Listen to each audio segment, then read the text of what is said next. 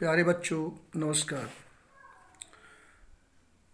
12वीं कक्षा के इस दूसरे वीडियो लेक्चर में आपका स्वागत है।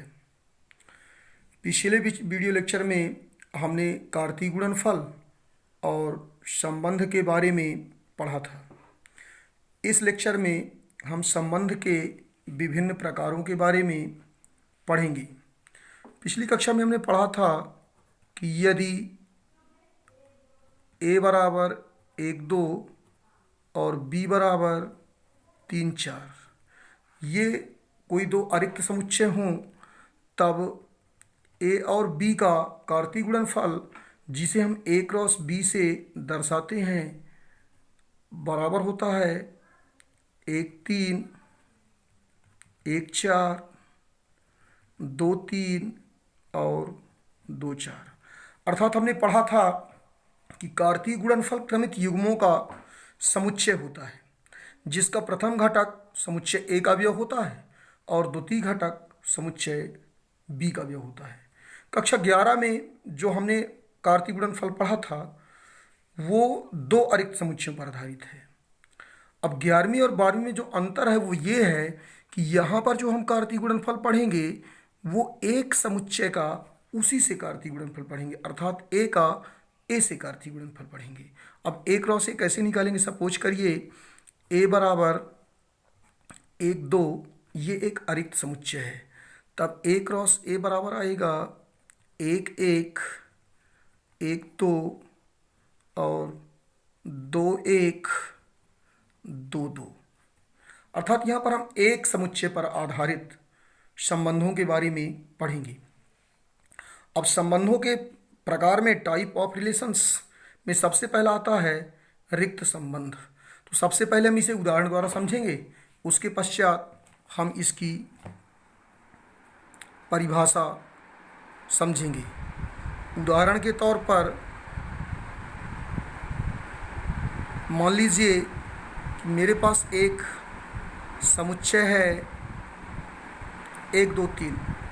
इस समुच्चय A पर एक संबंध परिभाषित है R, जिसमें क्रमित युग्म आएंगे AB और A और B दोनों अवयव होंगे समुच्चय A के, और ऐसे अवयव होंगे कि प्रथम घटक और द्वितीय घटक का जो अंतर है वो बड़ा या बराबर होगा 6 के। तब सबसे पहले हम A क्रॉस A निकालेंगे। क्यों?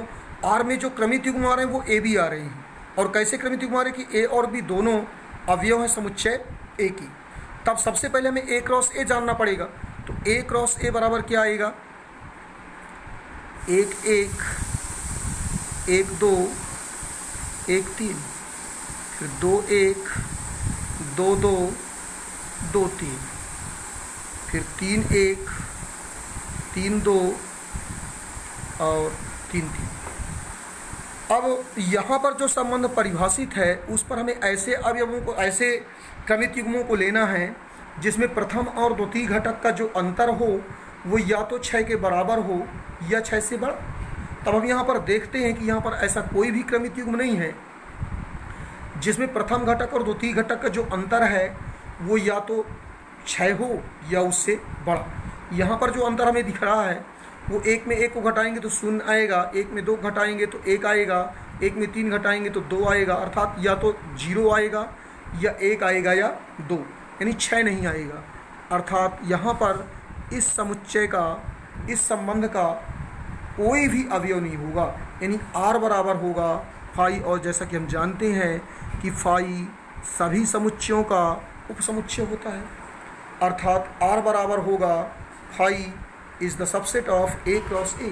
तो इस आधार पर हम कह सकते हैं कि किसी समुच्चय A पर परिभाषित संबंध R रिक्त संबंध कहलाता है यदि A का कोई भी अवयव A के किसी भी अवयव से संबंधित न हो। चूँकि यहाँ पर A का कोई भी अवयव A के किसी भी अवयव से संबंधित नहीं है, अतः यह एक रिक्त संबंध है। इसके पश्चात आता है सार्वत्रिक संबंध। इसे भी पहले हम उदाहरण द्वारा समझेंगे, इसके पश्चात हम परिभाषा समझेंगे। सपोज करिए हमारे पास एक समुच्चय है ए बराबर 1 2 3, इस पर एक संबंध परिभाषित है आर बराबर A B such that A B belongs to A, और ये इस प्रकार बिलोंग करता है कि ए और बी का जो अंतर है वो या तो 6 से छोटा है या 6 के बराबर है। तब इस पर अगर हम देखते हैं तो यहाँ पर जो हमने समुच्चय यहाँ पर लिया वो पिछला समुच्चय ही लिया है।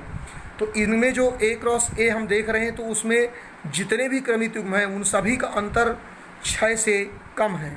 तो इसका मतलब यहाँ पर पूरे अवयव आ जाएंगे, यानी 1 1 1 2 1 3, फिर 2 1 2 2 2 3 3 1 3 2 और 3 3, यानी R बराबर आ गया A क्रॉस A। तो इस आधार पर हम कह सकते हैं कि किसी समुच्चय A पर परिभाषित संबंध R सार्वत्रिक संबंध कहलाता है यदि A का प्रत्येक अवयव A के सभी अवयवों से संबंधित हो। अर्थात सार्वत्रिक संबंध के लिए जो मूलतः कंडीशन है वो ये है कि R बराबर आना चाहिए A क्रॉस A के, जबकि रिक्त संबंध के लिए कंडीशन ये है कि R बराबर आना चाहिए फाई के, यानी A का कोई भी अवयव A के किसी भी अवयव से संबंधित नहीं होना चाहिए रिक्त के लिए, और सार्वत्रिक के लिए A का प्रत्येक अवयव A के सभी अवयव से संबंधित होने चाहिए, अर्थात दोनों एक दूसरे के विपरीत संबंध हैं। तो इस तरह हमने यहाँ पर रिक्त संबंध और सार्वत्रिक संबंध के बारे में पढ़ा। अगले वीडियो लेक्चर में हम और भी जो अन्य संबंध हैं उनके बारे में पढ़ेंगे। यदि वीडियो आपको पसंद आए तो इसे लाइक, शेयर और सब्सक्राइब अवश्य करें, जिससे आपके अन्य मित्र भी इसका लाभ ले सकें। धन्यवाद।